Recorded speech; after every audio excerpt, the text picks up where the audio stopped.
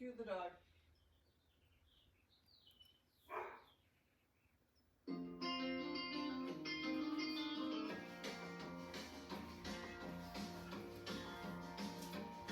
It's pedal to the metal, keeping on that grind. Gotta keep it moving, never looking behind the stove. It's a blade and the sparks, they gonna fly. There's beauty in the making when you're taking your time. Sure as it beats, working 9 to 5. It's easy when you love it and you're busy living that shop life. Yeah, it's easy when you love it and you're busy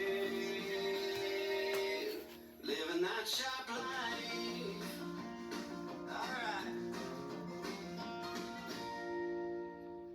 Hello, welcome to Shop Talk with Bob, and this is another deep dive.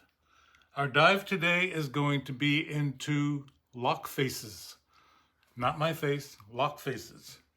The lock face of a folding knife, a liner lock or frame lock, is that feature of the blade which allows the spring to block the blade and prevent it from closing. And that's why they call it the lock face. That's that part right there.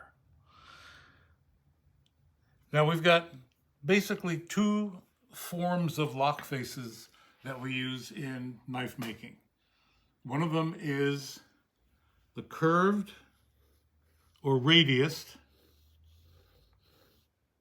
and the second is flat or straight. Either one of them works. I don't think either one of them works better than another.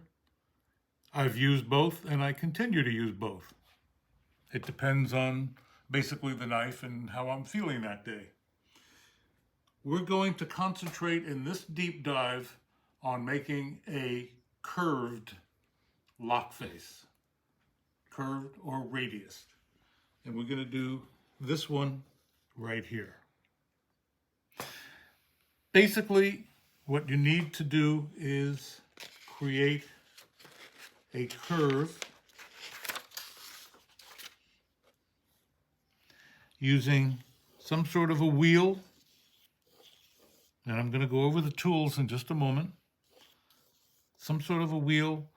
I use 1.5 inch radius or a 3-inch diameter. You can use 2 inches to 4 inches. Works perfectly well. Depends on what you like. And the idea is to use the curve of the wheel to create a curve in the blade. And I found that for the thickness of blades that I use and the diameter of wheel that I use, I need to keep the center line of the wheel 200 thousandths from the leading edge of the blade. And then I'm going to create a cut right there. Now, how do we do that?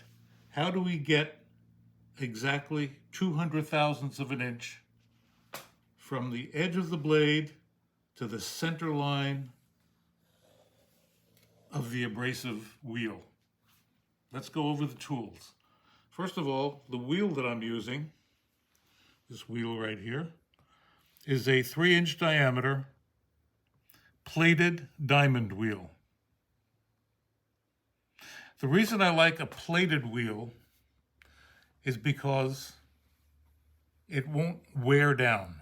It won't change its diameter as it gets used.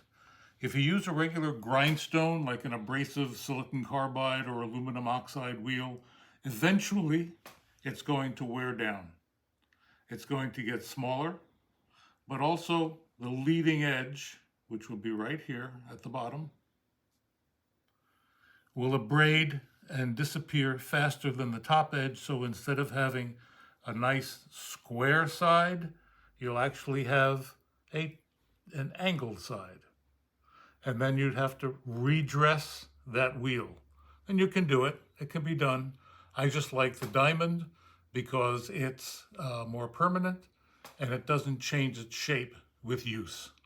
So this is my 3-inch diamond wheel. And this one I believe I got on Amazon. You can get them on eBay. Harbor Freight has different kinds also. They're pretty much available and they're not particularly expensive. I think this was $30, $35, maybe $40, not much more than that. So this is my diamond wheel. Second item that I'm going to use to help determine this distance of 200 thousandths is a lighted edge finder.